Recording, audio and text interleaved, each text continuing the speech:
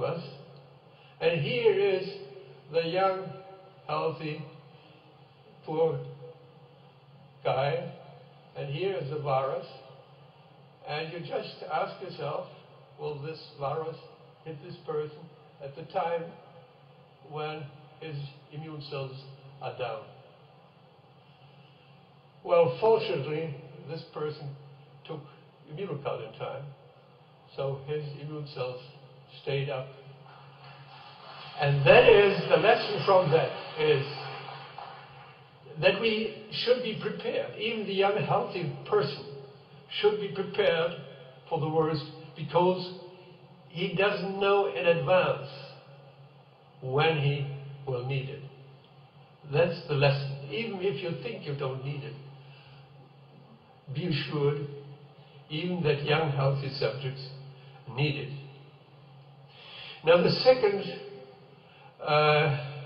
point I want to address, as I said, there are many different health benefits. I cannot address all of it, but there is a relatively new aspect, an exciting aspect, which I want to share with you, which has nothing to do with glutathione. It has something to do with protein synthesis. That's the second major benefit from Immunocal. You all know that we lose muscle mass and muscle function with age. It starts already at age 30, and our muscle function declines.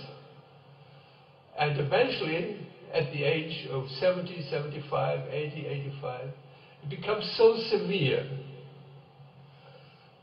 that we are not able to visit our friends anymore. This process, which is called sarcopenia, severely compromises our quality of life, and it causes substantial psychological stress, and by the way, it also causes financial burden.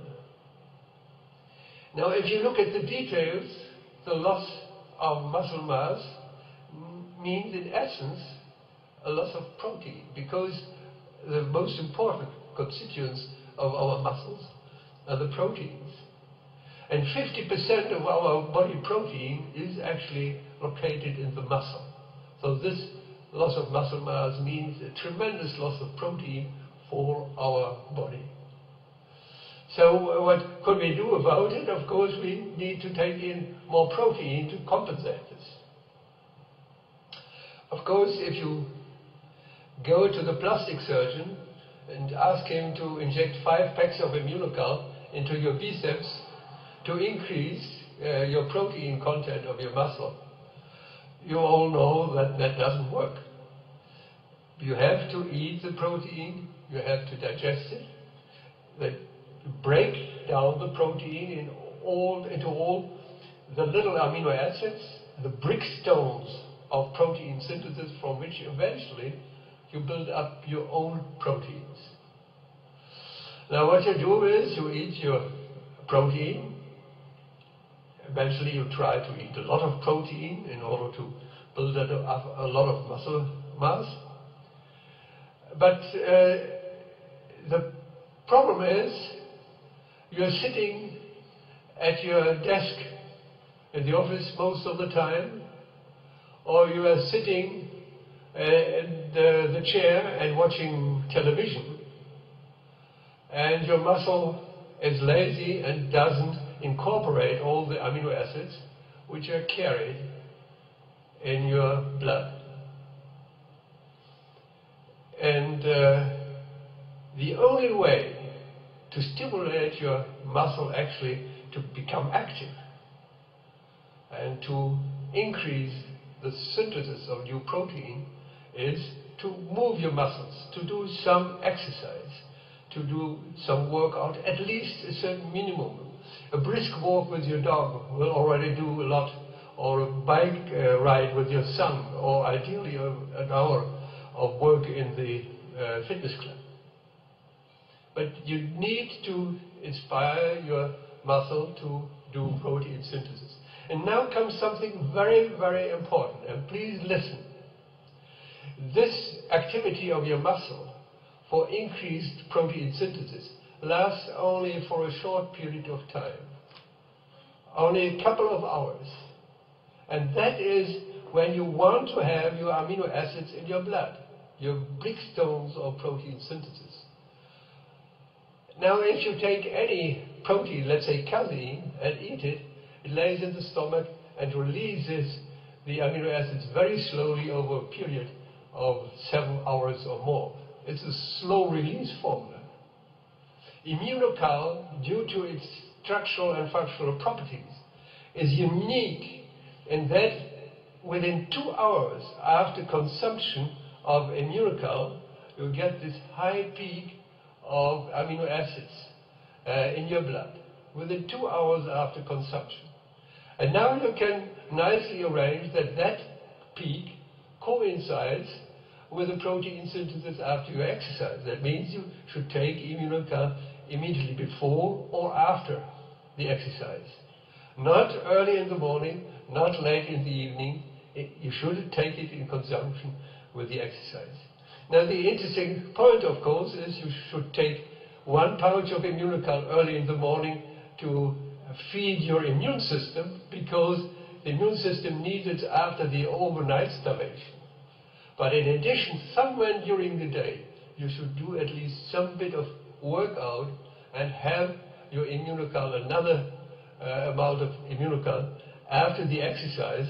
The amount should be about 10 to 30 grams, depending on your body weight and the intensity of your exercise. Now, there's one thing very amazing you will realize immediately. The young person is very much focused on his fitness, and he will do his exercise, but he usually doesn't care for his immune system. And the people of the more advanced age are just the opposite. They care for the immune system, but they somehow ignore the needs of their muscle. The fact is that we all, young and old, have essentially the same needs.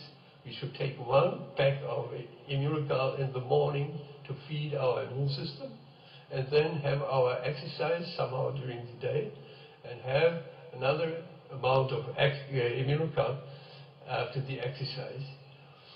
With slight differences in detail, this applies to young and the old.